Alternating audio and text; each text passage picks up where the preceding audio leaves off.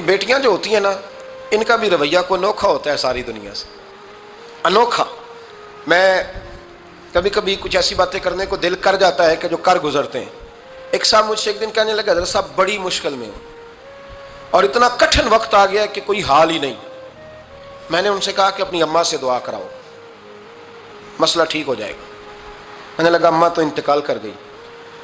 تو میں نے کہا بہن سے دعا کراؤ۔ کہنے لگا بہن دور رہتی ہے۔ تو میں نے کہا پھر بیٹی سے کرا لو۔ آپ یقین کریں، اللہ کے گھر میں بیٹھا ہوں، رمضان کا مہینہ مجھے تیسرے دن ملا۔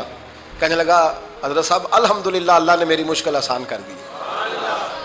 کہنے لگا یہ نسخہ آپ نے بڑا عجیب بتایا، پیر تو اس قسم کی باتیں نہیں نہ بتاتے، پیروں نے تو آپ کو پتا ہے دعائیں قید کر کے رکھتے ہیں، صرف ہماری قبول ہونی ہے۔ کہنے لگے ان کا میرے ساتھ ارادت کا رشتہ ہے۔ کہنے لگے آپ کس طرح کے پیر ہیں کہ آپ نے مجھے پلٹ کے کہہ دیا کہ اماں سے، بہن سے، بیٹی سے۔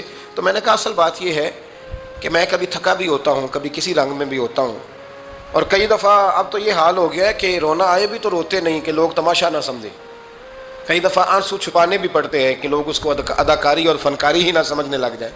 تو میں نے کہا یہ جو بیٹی ہوتی ہے نا، یہ جو بہن ہوتی ہے، یہ جو ماں ہوتی ہے، اس کو اشارتاً بھی آپ کان میں کہہ دینا مشکل میں ہوں تو یہ رات کو رو رو کے مصلی بھگو دیتی، یہ رو رو کے دعا مانگتی ہے بیٹے کے لیے، بھائی کے لیے، باپ کے لیے۔ اس کا رنگ ہر بیٹی پیار کرتی ہے، اور یقین کریں کہ کلیجہ ٹھنڈا ہو جاتا ہے جب بیٹیاں چھاتی پہ لیٹتی ہیں، تو لطف آتا ہے کہ اللہ کریم نے اس ننھی سی کلی میں کیا ٹھنڈک رکھی ہے کہ سارے دل کا جو ہے بوجھ اس نے ہلکا کر دیا۔ تو بتائیے پھر میرے نبی پاک کی شہزادی کی حضور سے محبت کتنی ہوگی۔